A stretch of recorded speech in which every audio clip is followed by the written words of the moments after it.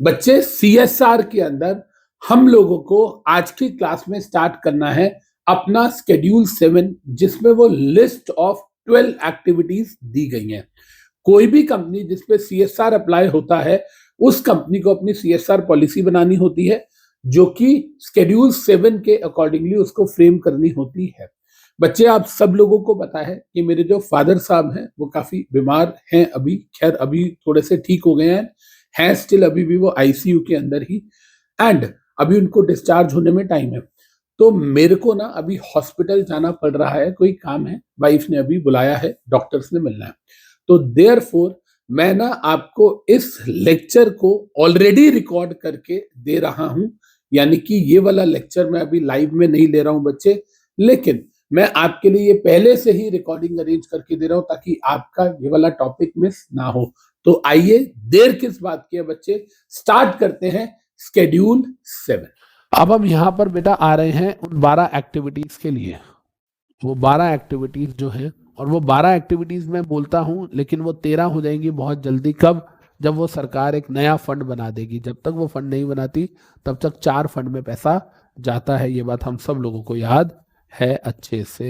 Yes sir, absolutely. Tension मत लो, जैसी मेरी क्लास खत्म होगी तो मैं अपनी टीम को बोल दूंगा, कोई टेंशन वाली बात नहीं। अभी बोल दूं, अभी बोल दूं, अभी बोल देता हूं।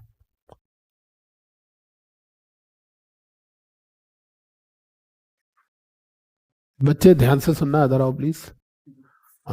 सबसे पहले तो क्या बोल रहे हैं बच्चे? हाँ, सबसे पहले तो जो हमारे हैंड रिटन नोट्स हैं वो तो हमने डिस्क्रिप्शन में भी डाले हुए हैं, और साथ में हमने उसमें भी डाले हैं, कमेंट में भी पिन किया हुआ है, राइट।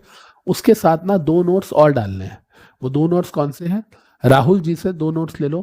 एक तो उनको बोल दो कि सीएसआर के चैप्टर के नोट्स दे दो, और दूसरा जो रूल्स उन्होंने आज डाउनलोड करे हैं, जो मैंने इनको दिए थे व्हाट्सएप पे, जो रात को बनाए थे, कल रात को बनाया, वो भी। तो टोटल कितनी फाइल्स हो जाएगी? 3। एक हैंड रिटन नोट्स, एक हमारी जो चैप्टर जो कि बुक के अंदर होता है, और तीसरा जो रूल्स मैंने कल रात को ड्राफ्ट किए। ठीक है, ये तीनों कमेंट में भी और उसमें भी, डिस्क्रिप्शन में भी, एंड ये जो लास्ट लेक्चर हुआ था परसों उसके कमेंट में भी चेंजेस कर देना। समझ गए? Thank you. कमेंट में और डिस्क्रिप्शन में। Done done done. तो आई होप कि यहां तक हम सब लोगों को बात क्लियर है। आराधना बेटा 5 मिनट रुक, you will get the answer, you will get the answer to your question as well. इधर देखना ध्यान से बेटा। अब यहां पर कह रहा है कि सर सबसे पहले अगर हम बात करते हैं तो ये क्या कह रहा है, देखो। कह रहा है सर कहां कहां पर हम सरकार के लिए, कहां कहां पर हम खर्चा कर, मतलब सीएसआर के लिए कहां कहां पे हम खर्चा कर सकते हैं, सरकार ने कौन कौन से एवेन्यूज बताए हैं। आराधना बेटा you have to wait for 5 minutes to get the answer to your query.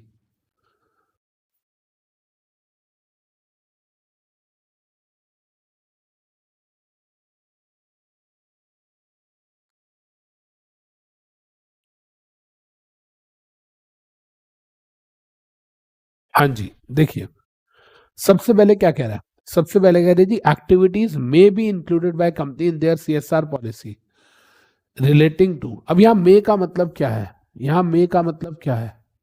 अब इस मे का मतलब क्या ये है कि सर कंपनी चाहे तो ये वाली एक्टिविटीज इंक्लूड करे, चाहे तो ना करे? बोलो।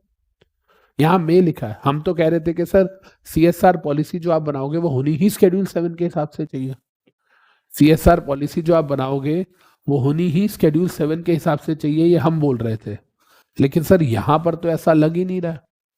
यहां पर तो ऐसा लग रहा है कि कंपनी में activities which may be included. क्या मतलब है इसका?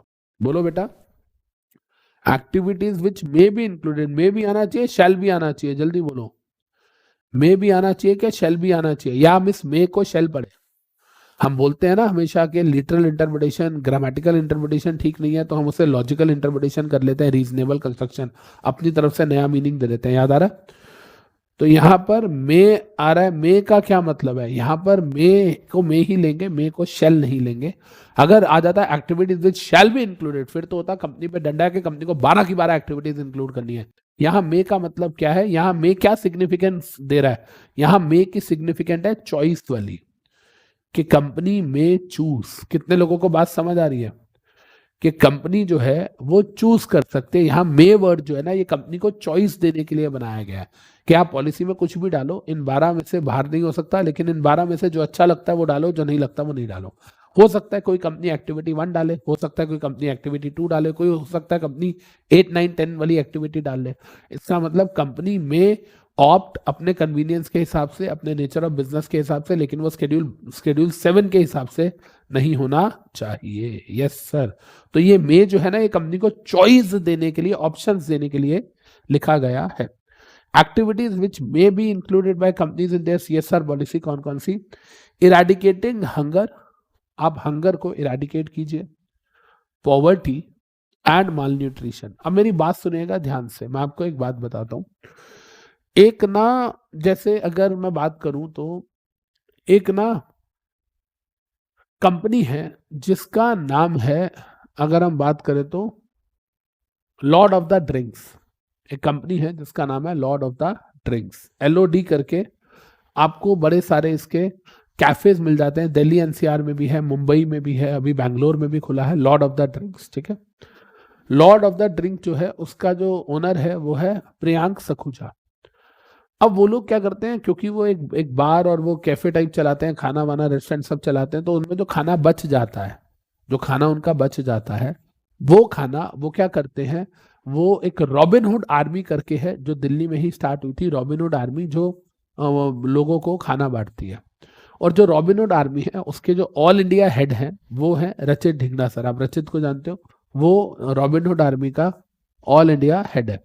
अब कई बार आपको ये भी लगता होगा यार मल्टीटास्किंग है बंदा, हल्दीराम में ग्रुप कंपनी सेक्रेटरी है, हल्दीराम की सारी ग्रुप कंपनीज को हैंडल करते हैं। हालांकि उनके अंडर 5 CS हैं अब, और उनके अंडर आगे 7-8 आर्टिकल्स हैं, टीम है बड़ी, लेकिन फिर भी उसको हैंडल करना, साथ में मेरे साथ बुक्स वगैरह पे काम करते हैं, साथ में इसके अलावा वो यूट्यूब पे सेशंस लेते हैं, साथ में वो आपका रॉबिनहुड आर्मी के हेड है।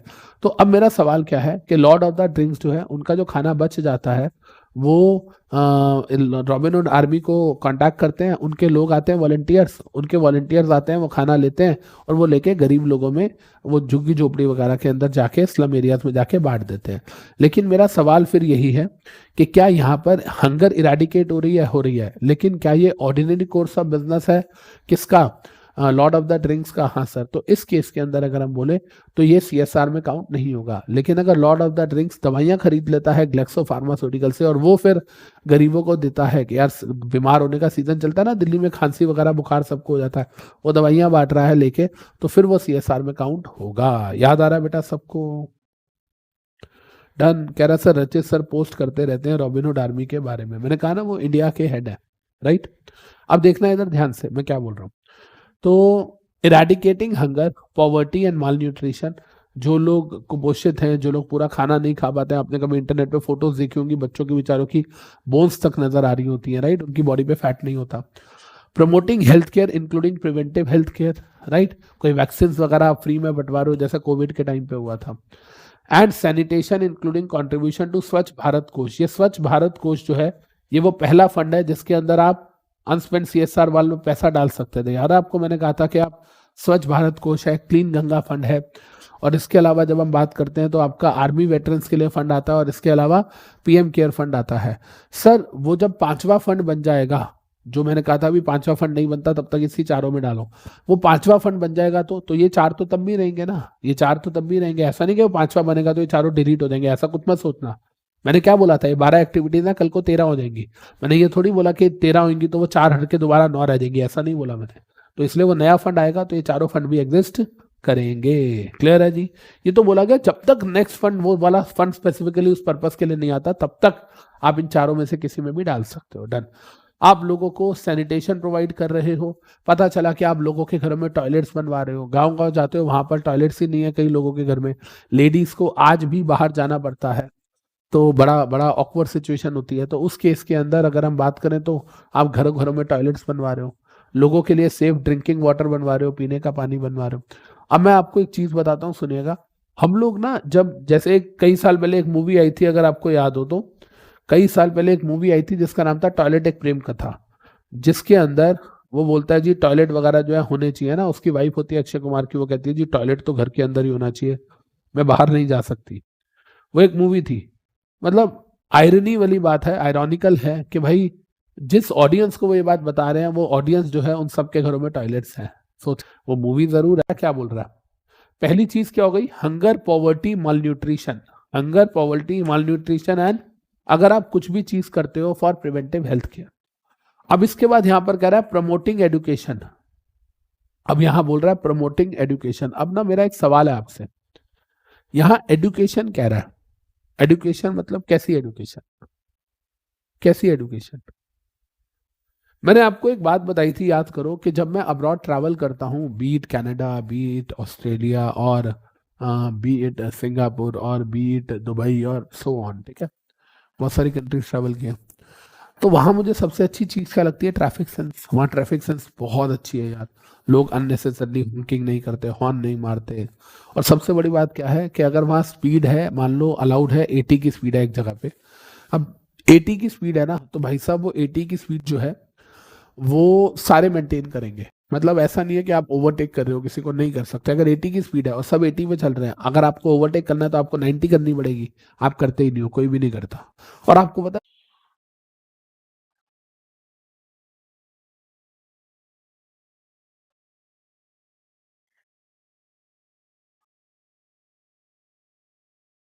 सर नेट इशू हो गया सॉल्व। ये कौन सा कनेक्ट किया हुआ है हमने, इसको एक बार बाद में चेक करना प्लीज।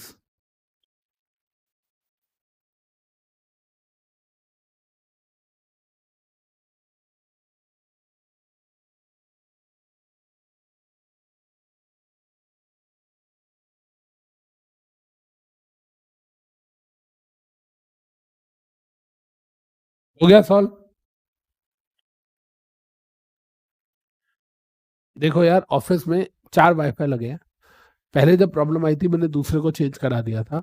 और अगर तो होता क्या है कि थोड़ा सा हमारे एरिया में इशू रहता है, ऐसा नहीं है कि हम कोई गांव में रहते हैं, बट द पॉइंट इज के अगर आपको बताओ तो दिल्ली में थोड़ी सी प्रॉब्लम चल रही है, जैसे 2-3 दिन से पानी की वायर्स वगैरह कटी हुई है, तो चीजें हैं थोड़ी सी, ठीक है, ठीक है।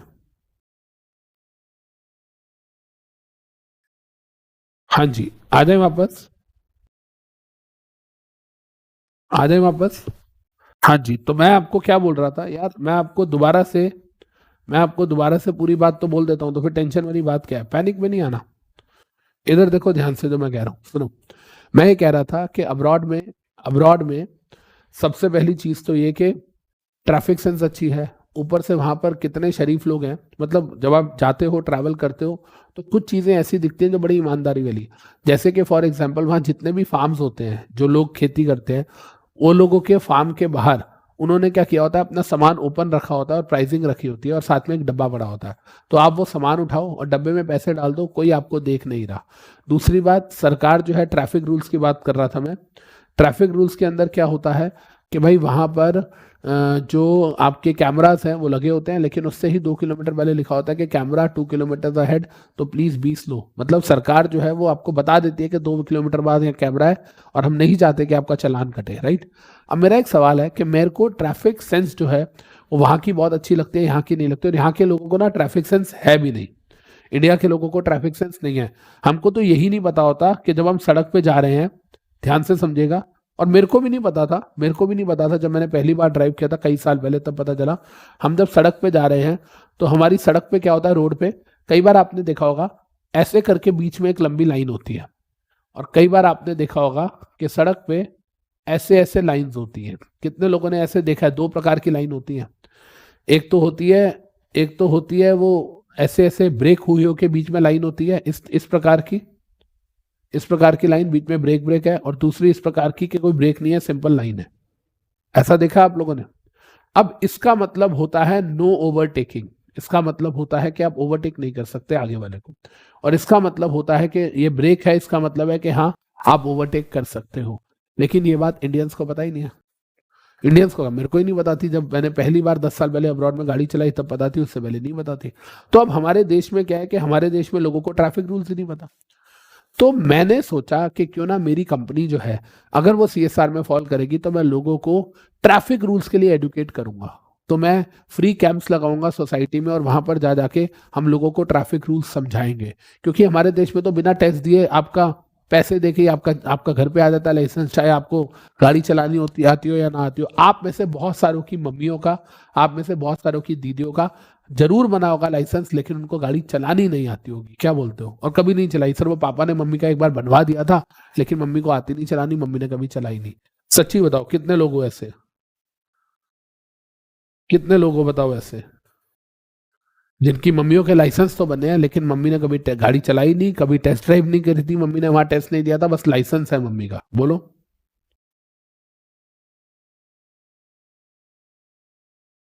अनिकेत कह रहा है मेरा खुद लाइसेंस ऐसे ही बना था, मैंने खुद बनने के बाद सीखी गाड़ी चलानी। अब आप सोच के देखो ना कि मैं एडुकेट करना चाहता हूं लोगों को ट्रैफिक रूल्स के लिए। तो मेरा एक सवाल है कि क्या है एडुकेशन का मतलब एकेडमिक एडुकेशन है, और एकेडमिक है तो क्या प्राइमरी सेकेंडरी है, या जो वोकेशनल एडुकेशन है वो है जहां आप लोगों को सिलाई बुनाई सिखा रहे हो, या किसी भी प्रकार की एडुकेशन हो सकती है? मेरा सवाल यह है, बोलो बोलो जी। क्या इसके अंदर ट्रैफिक रूल्स की एडुकेशन जो हमारी कंपनी सिखाना चाहती है, सोसाइटी सोसाइटी जाके और वहां पर एक कैंप लगा के हर सोसाइटी में सिखाना चाहती है, क्या वो खर्चा CSR में आएगा? Answer is yes sir, 100%। तो याद रखेगा, यहाँ कई लोग क्या करते हैं अननेसेसरली, मतलब कुछ बच्चों ने मुझे क्लिपिंग्स भेजी है, कुछ बच्चों ने क्लिपिंग भेजी है कि बेटा ये एडुकेशन ना वो प्राइमरी सेक्टर वाली एडुकेशन है, बेटा इसको कनेक्ट करो आप संविधान के राइट टू एडुकेशन से। आपको याद है ना, वहाँ 6 से 14 साल के बच्चे के लिए एडुकेशन जरूरी होती है, वो बात करा है भाई। ऐसा कुछ नहीं है, ऐसा कुछ नहीं है। याद रहेगा, इसका प्राइमरी एजुकेशन से कोई कनेक्शन नहीं है। अगर यूट्यूब पे आपको कोई वीडियो ऐसी मिल जाए किसी की, तो उसका जीवित और मृतिक व्यक्ति से कोई लेना देना नहीं है, ये उस पर्सन की निजी राय हो सकती है। ठीक है बेटा, चलें जी आगे। तो ये एजुकेशन क्या ये वाली भी हो सकती है, ट्रैफिक वाली? बिल्कुल हो सकती है सर। और सर आपका कॉज भी बहुत ठीक है, हमारे देश में वाकई में लोगों को पता नहीं होता कि गाड़ी के सिग्नल्स का क्या मतलब है। आगे देखो, इंक्लूडिंग स्पेशल एजुकेशन। अब देख रहे हो ये स्पेशल एजुकेशन में आ गई जो मैं बात कर रहा हूँ। ये जो मैं जो ट्रैफिक रूल्स की मैं बात कर रहा हूँ, ट्रैफिक रूल्स की एजुकेशन की, ये किस में आ गई? Special education. Employment enhancing vocational skill, जो मैंने कहा कढ़ाई बुनाई ये सारी चीजें, and whatever you are doing for the children, women, elderly people and differently abled जिनको हम लोग कई बार हैंडीकैप भी बोल देते हैं, उनके लाइवलीहुड प्रोजेक्ट्स के लिए, उनके लाइवलीहुड प्रोजेक्ट्स के लिए अगर हम कुछ भी कर रहे हैं उन्हें एजुकेट करने के लिए, तो दैट मैटर्स, राइट। हम जेंडर इक्वालिटी प्रमोट कर रहे हैं, हम एम्पावर कर रहे हैं विमेन को, हम होम्स या हॉस्टल्स खोल रहे हैं फॉर विमेन एंड ऑर्फन्स, यानी कि आप अनाथ आश्रम, रैन बसेरे टाइप खोल रहे हो, आप अनाथ आश्रम खोल रहे हो, आप रैन बसेरे टाइप खोल रहे हो। अच्छा, कुछ ऐसी जगहें होती हैं जो आप खोलते हो, रात को रुकने की फैसिलिटी वहां नहीं होती, लेकिन आप पूरा दिन वहां स्पेंड कर सकते हो। उसे हम बुजुर्गों के लिए डे केयर सेंटर्स भी बोलते हैं, बच्चों के लिए डे केयर सेंटर्स भी बोलते हैं। तो कहता है सर जो भी चीजें आप करना चाहो टू एम्पावर जेंडर इक्वालिटी, आप करना चाहो औरतों के लिए, बच्चों के लिए, बूढ़ों के लिए, ऑर्फन्स के लिए, अनाथों के लिए, बिल्कुल कर सकते हो, कोई दिक्कत वाली बात नहीं है। ठीक है जी।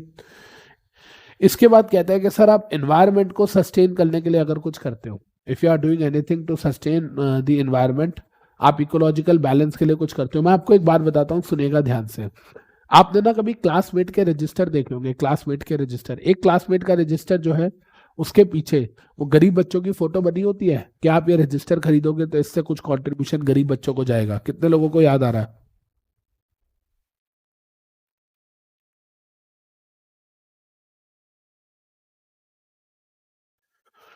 क्लासमेट के रजिस्टर में पीछे गरीब बच्चों की फोटो बनी होती है, ये सबने देखी होगी। एक क्लासमेट का अच्छा सा रजिस्टर जो है अच्छी क्वालिटी वाला, कितने का आता है वो? कोई मुझे बताएगा कि एक क्लासमेट का रजिस्टर अच्छी क्वालिटी वाला कितने का आता है? कोई बताएगा अप्रोक्सीमेटली? एक क्लासमेट का रजिस्टर कितने का आता है अप्रोक्सीमेटली?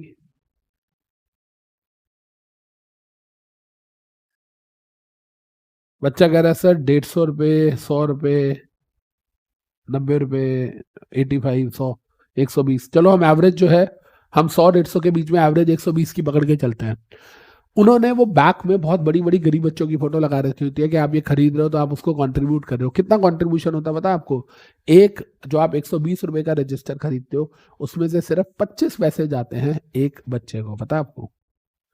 25 पैसे जाते हैं गरीब बच्चे के कॉज में, पता है? मतलब जो आप 120 रुपए का रजिस्टर आप खरीद रहे हो जिसमें पीछे लिखा हुआ है वो गरीब बच्चे की फोटो बनी है, आपको लग रहा है चल यार धर्म कर्म में पैसा लग रहा है, कितना लग रहा है? 120 रुपए के रजिस्टर में से सिर्फ 25 पैसा। पता है आपको ये बात? सिर्फ 25 पैसा। वहां उन्होंने लिखा होता है कि on the purchase of every 4 register 1 rupee will go to the underprivileged child. अब आप समझ रहे हो मेरी बात? तो हम जो फोटो देख के धर्म कर्म के चक्कर में चले यार अच्छी कंपनी है भला कर रही है दे दो, वो सिर्फ 25 पैसे देते हो उस 120 रुपए में से। समझ आ गई बात? बेवकूफ बनाने के तरीके हैं। खैर, तो आगे कहता है कि सर आप एनवायरनमेंट के लिए कुछ कर रहे हो, इकोलॉजिकल बैलेंस के लिए कुछ कर रहे हो, फ्लोरा फोना, आप प्लांट्स एंड एनिमल्स के लिए कुछ कर रहे हो, राइट? क्लीन गंगा फंड, ये दूसरा फंड आ गया, देखो क्लीन गंगा फंड जो सीजी ने बनाया है, आप उसके लिए कर रहे हो। और अगर आपको पता हो तो भाई क्लीन गंगा, जितनी गंगा क्लीन करनी जरूरी है ना, आज के टाइम में यमुना भी उतनी ही क्लीन करनी जरूरी है। आज के टाइम में यमुना भी क्लीन करनी उतनी ही जरूरी है। जो लोग दिल्ली में रहते हैं, जितने भी लोग आप में से दिल्ली में रहते हैं मुझे देख रहे हैं, उनको पता होगा कि दिल्ली में 2-3 दिन के लिए कई जगहों की वाटर सप्लाई बंद कर दी गई थी कल परसों के लिए। क्यों? क्योंकि जो गंगा के अंदर जो वो जो पॉल्यूशन होता है वो इतना ज़्यादा हो चुका है कि वो अमोनिया वगैरह उसमें बढ़ गया और पानी जो है वो फिल्टर होके भी सही नहीं आ रहा। तो इसका मतलब क्या है कि भाई हमारे यहाँ पर पानी की समस्या बहुत ज़्यादा है। और आपको एक बात पता है, पानी जो है उसका पॉल्यूशन एयर से पहले ही डिटेक्ट कर लिया गया था। पता है आपको? एयर पॉल्यूशन के लिए कानून बना था एयर एक्ट 1981 और वाटर पॉल्यूशन के लिए बना था वाटर एक्ट 1974। तो मतलब वाटर जो है उसका पॉल्यूशन जो है वो सरकार की नॉलेज में पहले ही आ चुका था, एयर से भी पहले। एयर क्वालिटी तो अब खराब हो रही है। एयर प्यूरिफायर्स तो अब घरों में लगने लगे हैं, ऑफिस में लगने लगे हैं। वाटर प्यूरिफायर्स जो है आपके, जिसको आप आरओ बोलते हो, वो तो कितने सालों से हमारे घरों में चल रहे हैं। सोचो हाँ या ना? राइट जी? तो देखो यहाँ पर क्या कह रहा है, तो कह रहा है इन्वायरमेंट के लिए आप खर्चा कर सकते हो। ओके, इसके अलावा कहता है आप नेशनल हेरिटेज पे खर्चा कर सकते हो। जो हमारी बिल्डिंग्स हैं, कुतुब मीनार से लेके जो भी हमारी हेरिटेज बिल्डिंग्स हैं, कुतुब मीनार हो चाहे ताजमहल हो, आप इनको प्रिजर्व करने के लिए खर्चा कर सकते हो, इनको रिस्टोर करने के लिए खर्चा कर सकते हो, पब्लिक लाइब्रेरीज पे खर्चा कर सकते हो। आपको पता है, आप पब्लिक लाइब्रेरीज की बात करो, मैं जब भी किसी कंट्री में ट्रैवल करता हूँ, I love to travel abroad, मेरे को पसंद है तो मैं जाता हूँ। रीज़न है पॉल्यूशन वगैरह नहीं होता है, हॉन्किंग वगैरह नहीं होती है, शोर शराबा नहीं होता है, बड़े पोलाइट होते हैं, राइट? लोग भी बड़े अच्छे होते हैं। तो जब मैं वहाँ पर जाता हूँ तो मैं ना अपने ट्रैवल में एक पूरा दिन मतलब जब भी जाता हूँ तो 2 दिन एक चीज़ के लिए निकालता हूँ, या 2 रातें, 1 रात और 1 दिन मान लो, 1 रात निकालता हूँ जुआ खेलने के लिए। मतलब मैं जब भी जाता हूँ तो 50,000 रुपीज़ जो है, या जिस भी कंट्री जा रहा हूँ उसकी जो करेंसी है, अगर मैं कनाडा जा रहा हूँ तो 60 रुपये का डॉलर है, ऑस्ट्रेलिया जा रहा हूँ तो 50 रुपये का है, कनाडा यूएस जा रहा हूँ तो 85 रुपीज़ का है। तो वहाँ के 1,000 डॉलर जो है वो अपने पास रखता हूँ जुआ खेलने के लिए। और फिर वहाँ पर हम लोग जुआ वुआ खेलते हैं, कभी जीतते हैं कभी हारते हैं। और फिर उसके बाद क्या करते हैं, फिर उसके बाद क्योंकि रात को खेलते हैं, 10-11 बजे शुरू करते हैं, सुबह 4 बज जाते हैं, तो जाके आराम से सुबह सो जाते हैं। तो फिर उठते ही 11-12-1 बजे हैं। तो वो जो शाम होती है, उस शाम को मैं पब्लिक लाइब्रेरी में जाता हूँ। आपको पता है वहाँ की जो पब्लिक लाइब्रेरीज होती है अब्रॉड की, बहुत शानदार होती है। मतलब इतनी बड़ी बड़ी पब्लिक लाइब्रेरीज हैं, जितने बड़े हमारे यहाँ पर 5 स्टार हॉस्पिटल्स होते हैं ना, हॉस्पिटल्स, उतनी बड़ी बड़ी लाइब्रेरीज होती है वहाँ पे, पब्लिक लाइब्रेरीज, और फ्री ऑफ कॉस्ट होती है। और वहाँ पर भाई साहब हर एज का बच्चा पढ़ रहा होता है, हर एज का। तो ये भी एक चीज़ अब्रॉड से सीखने वाली है कि वहाँ पर जिस लेवल की पब्लिक लाइब्रेरीज है ना, हमारे यहाँ पर भी होनी चाहिए, जो है नहीं एक्चुअली में, राइट? अब आप सोच के देखो, अगर हम बात करें क्लासमेट की, अगर हम क्लासमेट की बात करें तो क्लासमेट जो है, क्या वो पब्लिक लाइब्रेरीज बना सकते हैं? क्योंकि वो पैसा जो है वो रजिस्टर से कमा रही है, बिल्कुल। और आप एक चीज सोच के देखो, हर लीगल चीज लॉजिकल हो जरूरी नहीं होता। मैं क्या बोल रहा हूं? हर लीगल चीज लॉजिकल हो जरूरी नहीं होता। जैसे कि फॉर एग्जांपल आप आईटीसी कंपनी का एग्जांपल लो, क्या आईटीसी कंपनी बहुत बड़ी कंपनी है, सीएसआर में फॉल करती है? 100% करती है। तो सीएसआर में फॉल करती है तो इसका मतलब क्या हुआ कि क्या उसको खर्चा करना पड़ेगा? हाँ जी। और उसको जो खर्चा करना पड़ेगा वो हॉस्पिटल्स वगैरह खोल सकती है? हाँ जी। तो हॉस्पिटल्स खोलेगी, उसमें कैंसर हॉस्पिटल भी हो सकता है? हाँ जी। अब ये कितनी बड़ी आयरनी है ना, कि एक तरफ से आप इंडियन जो आपकी कंपनी है, ये इंपीरियल टोबैको कंपनी थी, अभी नाम बीच में इन्होंने चेंज करके आईटीसी कर दिया, लेकिन आईटीसी का इंडियन सिगरेट मार्केट में 70% होल्ड है। सारा का सारा पैसा टोबैको और टोबैको प्रोडक्ट से आता है, और वो उससे जो इनकम आती है वो हम सीएसआर में फॉल करते हैं। तो हम क्या कर रहे हैं, उसके लिए कैंसर हॉस्पिटल खोल रहे हैं। मतलब लीगल है, अलाउड है, लेकिन आप सोच के देखो कि भाई हम जो प्रोडक्ट बना रहे हैं उससे कैंसर होता है, और जो पैसा आ रहा है उससे भलाई के लिए हमने करना है, तो हम कैंसर हॉस्पिटल खोल रहे हैं। तो ये चीज लीगल है, लेकिन लॉजिकल या सेंसिबल नहीं लगती, राइट। इसके बाद जो आर्म फोर्सेस के वेटरन्स होते हैं, जिनकी डेथ हो जाती है, जिनकी जो विडोज हैं वो उन विडोज हो गई, उनके बच्चे हो गए, वो डिपेंडेंट होते हैं। इसके अलावा अगर हम बात करें तो जो लोग हैंडीकैप वगैरह हो जाते हैं, आंख में गोली लग जाती है एंड ऑल दैट, तो ऐसे लोगों के लिए भी आप कुछ ना कुछ कर सकते हो। अच्छा, इसके लिए अगर आपको याद हो तो क्या आपको याद आ रहा है कि अक्षय कुमार ने एक ऐप बनाई थी भारत के वीर, कि अगर कोई बंदा है, कोई आर्मी वाला है और वो वीर गति को प्राप्त हो जाता है लड़ते लड़ते, अगर वो अपनी जान गंवा बैठता है, तो उस केस में जो हमारी सरकार उसकी फैमिली को देती है वो तो ठीक है, हमें भी देना चाहिए। और उसने एक ऐप बनाई थी अक्षय कुमार ने, भारत के वीर, जिसके अंदर क्या किया था उन्होंने बोला था कि 15,000 भारतीय 100 रुपया डाल दें। 15,000 भारतीय कुछ भी नहीं होते, 140 करोड़ का देश है।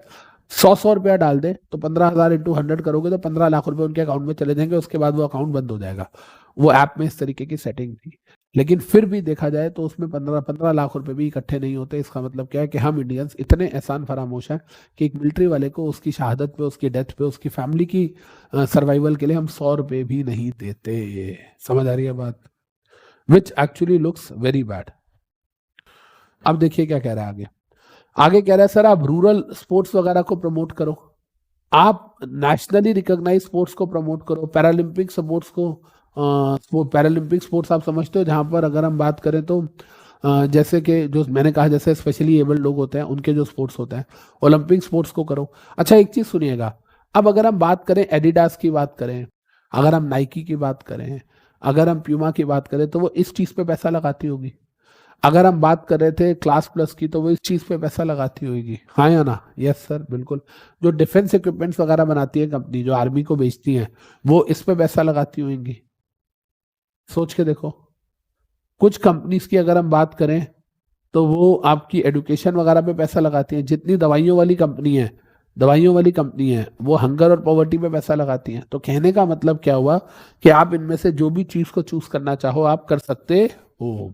अब इधर देखिएगा ध्यान से, कहता है सर आप चाहो तो आप prime minister citizen assistant and relief in emergency situation fund, जिसको आप पीएम केयर फंड बोलते हो, ये पीएम केयर फंड की फुल फॉर्म है। यहाँ 8 नहीं आएगा, ये गलती से जब मैं डाल रहा था तो ये रह गया, ये 8 नहीं आएगा, इसको हटा देना, इसकी कोई रेलेवेंस नहीं है। हाँ जी, तो पीएम केयर फंड की फुल फॉर्म क्या है? Prime minister citizen assistance and relief in emergency situation fund.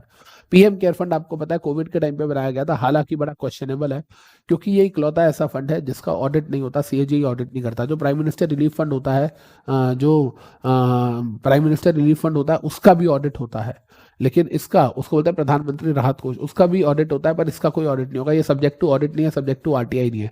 इसका मतलब क्या है? इसमें कितना पैसा आया और वो पैसा कहाँ कहाँ खर्च हुआ, इसके बारे में कोई हिसाब नहीं मांग सकता, ना ही controller and auditor general of India और ना ही हमारे देश की जनता। इसी वजह से इसको थोड़ा फिशी पर्पस से देखा जाता है। और इसीलिए कोविड के टाइम पे जो बाहर के लोगों ने, जब इंडिया में सेकेंड वेव में कोविड बहुत ज़्यादा फैला था, तो बाहर के जितने भी डोनर्स थे उन्होंने इस अकाउंट में पैसा नहीं दिया था, उन्होंने ट्रस्ट और सोसाइटीज़ के, पर्सनल ट्रस्ट, मतलब जो ट्रस्ट और सोसाइटीज थी रिलायबल, उनमें पैसा दिया था, पीएम केयर फंड में नहीं दिया था। हालांकि मैं बार बार एक बात बोलता हूं कि भाई मतलब आई डोंट नो कि इसको क्यों ऑडिट से बाहर रखा गया और इसको क्यों आरटीआई से बाहर रखा गया। हालांकि अगर हम बात करें तो मुझे पूरा भरोसा है मोदी जी पे, मुझे मोदी जी पे पूरा भरोसा है कि मोदी जी कुछ भी गलत नहीं करते होंगे। मैं ऑन कैमरा हूं तो मुझे ये बात बोलनी है, और आप लोग ऑफ कैमरा हो तो आप लोग कुछ भी बोल सकते हो, बट मेरा पॉइंट आई होप आप समझ गए कि पीएम केयर फंड जो है इट शुड बी ऑडिटेबल। ऐसा क्या हमारी सरकार छुपाना चाहती है कि इसको ऑडिट के परव्यू में नहीं डाला जा रहा? तो इट लुक्स फिशी थोड़ा सा, राइट जी। हाँ, बाद में इसको आरटीआई में डाल दिया गया था, लेकिन अभी भी ऑडिटेबल से बाहर है, और वो ऑडिटेबल के बाहर है। इसका मतलब क्या है कि आपको इन्फॉर्मेशन मिलेगी नहीं, इससे लेके सरकार ने कहाँ कहाँ खर्चा किया नहीं मिलेगा। अब देखना ध्यान से इधर। इसके बाद कहता है, ये पॉइंट नंबर 9 है हमारा, 9 से पहले बाकी पॉइंट्स पढ़ते हैं। रूरल डेवलपमेंट प्रोजेक्ट्स, आप रूरल डेवलपमेंट में कोई प्रोजेक्ट लगाना चाहते हो लगा सकते हो। जैसे कि मैं कई बार बोलता हूँ, एक बार ना मैं वहां गया था, क्या नाम है, घूमने फिरने के लिए। अब आपको पता है आजकल लोग घूमने फिरने जाते हैं ना तो ऑफ बीट जगहों पे जाते हैं। मतलब आज मनाली शिमला कोई नहीं जाता, महाबलेश्वर लोनावला कोई नहीं जाता, लोग ऑफ बीट जगह घूमते हैं। जैसे कि अब अगर मैं बात करूं तो मैं मसूरी नहीं जाऊंगा, मैं मसूरी या ऋषिकेश या नैनीताल की जगह मैं जाऊंगा टेहरी। टेहरी डिस्ट्रिक्ट जो है वो मसूरी से ही ऊपर निकलता है लैंसडाउन के बाद।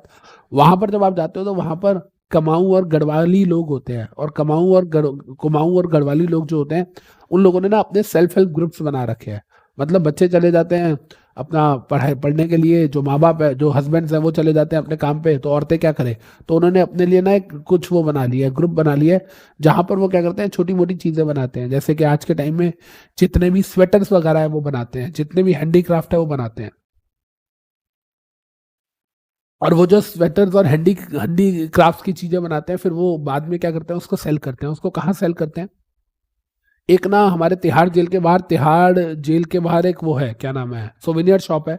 वहां पर जो तिहाड़ जेल के लोग अंदर जो कैदी हैं वो लोग जो काम करते हैं, वो वाली चीज तो बढ़ती है, वो वाली चीज तो बाहर बिकती है। लेकिन वहां पर भी, और साथ में हमारे जनकपुरी में वो है, क्या नाम है, एक दिल्ली हाट बोलते हैं हम लोग, वो है। और वहां पर जब आप देखते हो तो वहां पर भी ऐसी सोवेनियर्स वगैरह बिकती हैं, वो कुमायूं और गढ़वाली और इसके अलावा पंजाबी एरिया से भी आती है, कुछ चीजें हैं जो बिहार से भी आती हैं। तो वहां लोगों ने क्या कर रखा है, बेसिकली वो सेल्फ हेल्प ग्रुप्स बना रखे हैं। तो अगर आप उन्हें प्रमोट कर रहे हो तो वो रूरल डेवलपमेंट प्रोजेक्ट्स में आएगा। इसके अलावा slum area development, slum area का मतलब क्या हुआ, जिसको सरकार ने स्लम एरिया डिक्लेयर किया हुआ है, मतलब जिसको सरकार ने जे कॉलोनी डिक्लेयर किया हुआ है। स्लम एरिया मतलब वो एरिया जिसको सरकार ने स्लम एरिया या जे कॉलोनी डिक्लेयर किया हुआ है। जे कॉलोनी का मतलब क्या होता है, झुग्गी झोपड़ी। जे मतलब झुग्गी झोपड़ी कॉलोनी। तो सरकार ने अगर कोई स्लम एरिया या झुग्गी झोपड़ी कॉलोनी डिक्लेयर किया हुआ है तो आप उसके बेटरमेंट के लिए भी कुछ कर सकते हो। लेकिन मैं आपको एक बात बताऊं यार, मैंने अपनी लाइफ में खुद ऐसे लोग देखे हैं जो स्लम में रहते हैं, और फिर उसके बाद कोई कंपनी सरकार के साथ मिलकर उस स्लम को खाली कराती है और फिर उन लोगों को पक्के मकान बना के दे देती है। वो लोग क्या करते हैं, उनको पक्के मकान मिल गए, वो लोग क्या करते हैं उस पक्के मकान को दोबारा से किराए पे चढ़ा देते हैं, और उसको किराए पे चढ़ा देते हैं, और किराए पे चढ़ाने के बाद खुद दोबारा से एक नई झुग्गी डाल देते हैं, और फिर वहां से उनकी किराए की इनकम शुरू हो जाती है। आपको नहीं लगता कि यार अगर हमारे देश में हम बोलते हैं सरकार कुछ नहीं करती, तो सरकार जब कुछ करने की कोशिश भी करती है तो शायद हम उसके लायक नहीं होते। क्या बोलते हो बेटा, हम बोल तो देते हैं कि सरकार कुछ नहीं करती, लेकिन मुझे कभी कभी ऐसा लगता है कि सरकार जहां जहां पर कोशिश करती है वहां वहां हम कोशिश डिजर्व भी नहीं करते शायद। और इसके बाद बोलता है sir, disaster management including relief, rehabilitation and reconstruction activities. Disaster management में अगर हम बात करें तो आपको पता है अर्थक्वेक्स आ जाते हैं आए दिन। केरला साइड में हम बात करें बाढ़ आती है, उड़ीसा साइड में बाढ़ आती है, तो वहां पर भी जो एफर्ट्स होते हैं वो हमारी सरकार लगाती है, या वहां पर भी एक कंपनी चाहे तो अपना खर्चा कर सकती है। जैसे कि फॉर एग्जाम्पल अगर मैं बात करूं तो केरला में बाढ़ आई, हमारी सेंट्रल गवर्नमेंट ने 100 करोड़ रुपए का डोनेशन दिया, और केरला गवर्नमेंट ने बहुत उस पे अपनी आपत्ति दिखाई कि भाई सिर्फ 100 करोड़ रुपए। एक्चुअली होता क्या है, प्रॉब्लम क्या आती है, यहाँ पे भी ना पॉलिटिक्स आ जाती है। अगर स्टेट गवर्नमेंट में कोई दिक्कत आई है, अगर किसी स्टेट में कोई डिजास्टर हुआ है, अब उस स्टेट में अगर वही वाली सरकार है जो सेंटर पे है, जैसे यूपी में कोई आपदा कोई विपदा आ जाए, कोई ऐसा डिजास्टर आ जाए, तो यूपी में बीजेपी है, सेंटर में भी बीजेपी है, तब देखना कंट्रीब्यूशन 500 करोड़ 1000 करोड़ आएगा। लेकिन जहाँ सेंटर और स्टेट में अलग अलग सरकार होती है ना, वहां पर सेंट्रल गवर्नमेंट जो है वो ज्यादा कंट्रीब्यूट करती ही नहीं है। ये मैंने खुद पर्सनली देखा हुआ है। राइट जी। अब यहाँ पर आई होप कि हमें सारे पॉइंट समझ आए सिवाय पॉइंट नंबर 9 के। ये पॉइंट नंबर 9 जो है ये अभी मैं पढ़ाऊंगा, इससे पहले आप लोग एक बार इसको पूरा रीड करो, इसको प्लीज इस लिस्ट को पूरा रीड करो, और इसको रीड करो। स्केड्यूल 7 की लिस्ट है ये, अगर आपके पास मेरे नोट्स नहीं है तो बेयर एक्ट में भी आप जाओगे तो भी स्केड्यूल 7 की लिस्ट मिल जाएगी। एक बार इसको रीड कर लो, तब फटाफट से पढ़ के वापस आओ सो दैट हम आगे चलें प्लीज।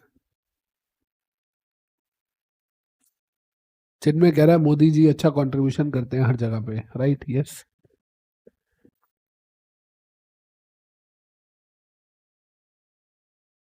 मैं आपको एक बात बताऊं बड़ी जेनुअनली, बड़ी, चलो मैं तो आ गया इस जूस से बाहर, आप लोग अभी पढ़ना शुरू नहीं किया होगा, फिर बाद में रीड कर लेना।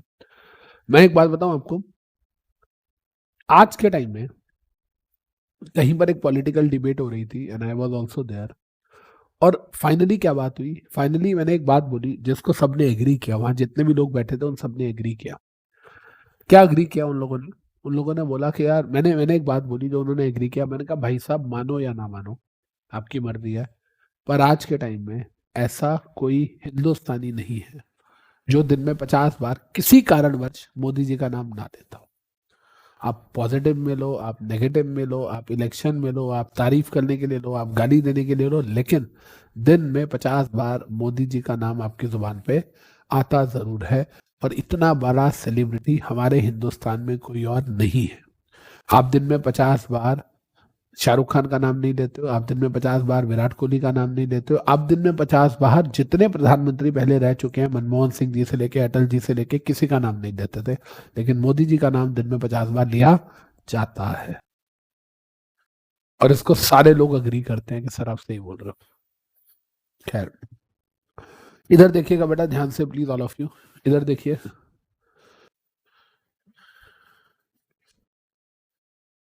देखिए इधर, अब यहां पर कहता है, यहां पर बोलता है कि सर कंट्रीब्यूशन आप और कहां कहां कर रहे हो। देखिए कहता है सर आप कंट्रीब्यूशन कर सकते हो, सीएसआर का खर्चा आप कर सकते हो इनक्यूबेटर्स में, रिसर्च एंड डेवलपमेंट प्रोजेक्ट्स में in the field of science, technology, engineering, medicine funded by CG. अब सुनना ध्यान से, और एसडी और पब्लिक सेक्टर अंडरटेकिंग या एजेंसी ऑफ सीजी और एसडी। यहां मेन वर्ड क्या है? मेन वर्ड है यहाँ पे incubator, R&D projects in the field of science, technology, engineering और मेडिसिन। अब अगर हम यहाँ पर बात करते हैं इनक्यूबेटर, इनक्यूबेटर का मतलब क्या होता है? इनक्यूबेटर वो होता है जो स्टार्टअप्स को कुछ फैसिलिटीज प्रोवाइड करता है।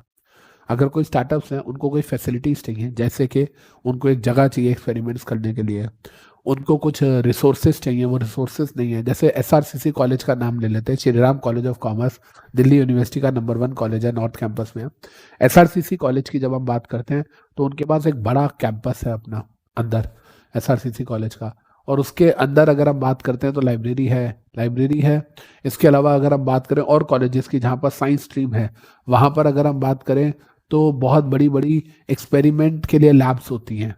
तो अगर मैं कोई वहाँ दवाई वगैरह बनाना चाहता हूँ, उसका एक्सपेरिमेंट करना चाहता हूँ, तो वो मुझे जगह देते हैं, साथ में रिसोर्सेज। मेरे को कुछ रेडियो एक्टिव एलिमेंट्स चाहिए, मुझे कुछ फ्यूजन फिजन करना है। अब तो भाई वो रेडियो एक्टिव एलिमेंट्स जो है वो सड़कों पे तो मिलते नहीं है, वो आपको लैब्स में मिलते हैं। और वो जिन जिन बड़े बड़े इंस्टीट्यूशन के IIT, IIM, आज के टाइम में ये सब क्या है? आज के टाइम में ये सब इनक्यूबेटर्स हैं। मतलब यहाँ पढ़ाई वगैरह तो होती है, लेकिन अगर आपने कुछ R&D की करनी है तो उसमें भी आपको रिसोर्सेज भी देते हैं और अपनी जगह भी देते हैं, और आपसे कोई पैसे चार्ज नहीं करते। क्लियर है बेटा सबको? डन जी? ये बात सबको समझ आ रही है कि इनक्यूबेटर मतलब जो आपको R&D के लिए, एक्सपेरिमेंट्स के लिए जगह भी प्रोवाइड करते हैं, और साथ में वहाँ पर वो आपको रिसोर्सेज भी, पैसा नहीं देते वो आपको, लेकिन हाँ, हम आपको पैसा नहीं देंगे, लेकिन आप बताओ आपको कौन सा कार्बन कंपाउंड चाहिए, वो हम आपको अरेंज करके दे देंगे। ऐसा करते हैं, हाँ, इनिशियल स्टेज पे हेल्प करते हैं इनक्यूबेटर्स। इसके बाद कहता है contribution to public funded universities. IIT को पैसा दे दो आप डिपार्टमेंट ऑफ एटॉमिक एनर्जी को पैसा दे दो, डिपार्टमेंट ऑफ बायोटेक्नोलॉजी को पैसा दे दो, department of science and technology को पैसा दे दो। ये बायोटेक्नोलॉजी, साइंस एंड टेक्नोलॉजी, ये वो डिपार्टमेंट्स हैं स्टार्टअप के लिए जिनके पास हम रिकॉग्निशन के लिए जाते हैं। हम स्टार्टअप के लिए इनके पास रिकॉग्निशन के लिए जाते हैं, और ये हमें फंडिंग भी प्रोवाइड करते हैं। तो हम पैसा इनको दे रहे हैं और ये पैसा आगे स्टार्टअप्स में लगा सकते हैं। आयुष बड़ी इंपॉर्टेंट डिपार्टमेंट है, पता आपको? मतलब मिनिस्ट्री है, ministry of Ayurveda, yoga, naturopathy, यूनानी, सिद्ध एंड होम्योपैथी। और आपको पता है, ट्रस्ट मी, ये एलोपैथी के अगेंस्ट है। और आपको मैं सच्ची बताऊं, जब मैं बीमार हुआ, जब मुझे लगा कि मेरे डायबिटीज, शुगर लेवल्स बढ़ रहे हैं, उसके बाद जब मैंने चीज़ों को देखना शुरू किया, तो ट्रस्ट मी, मैं इतने सालों से एलोपैथिक दवाई खा रहा था।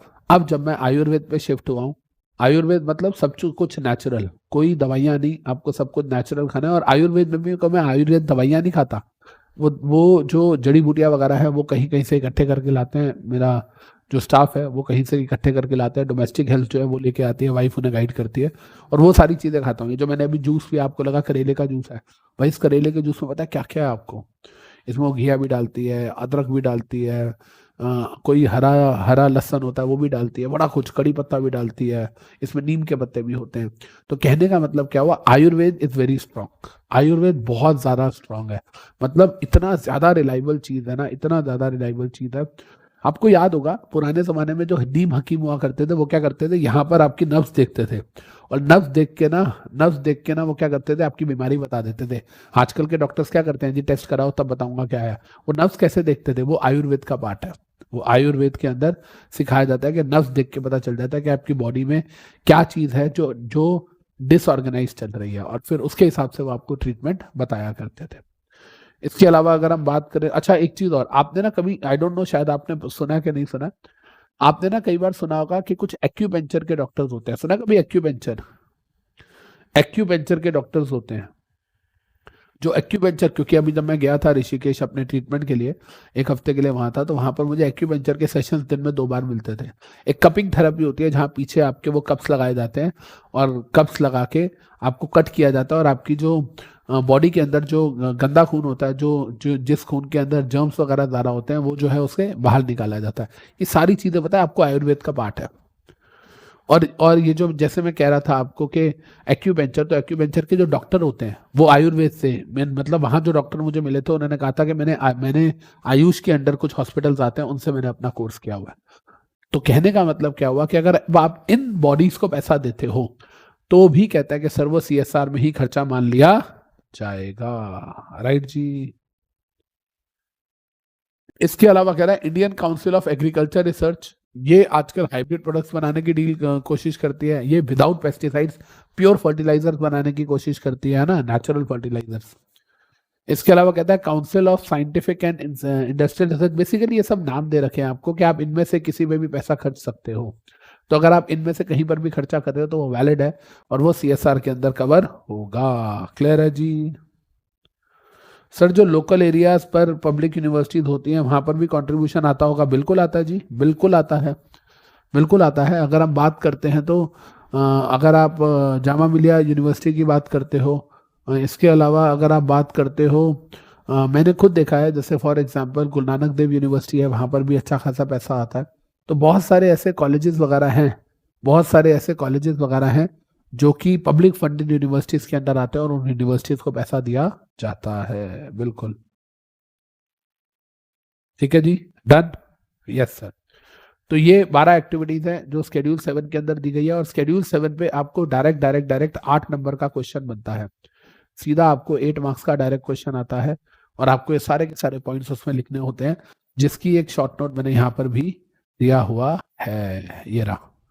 आप इससे पढ़ोगे तो आपको थोड़ा जल्दी याद हो जाएगा, इससे पढ़ेंगे तो थोड़ा जल्दी याद हो जाएगा।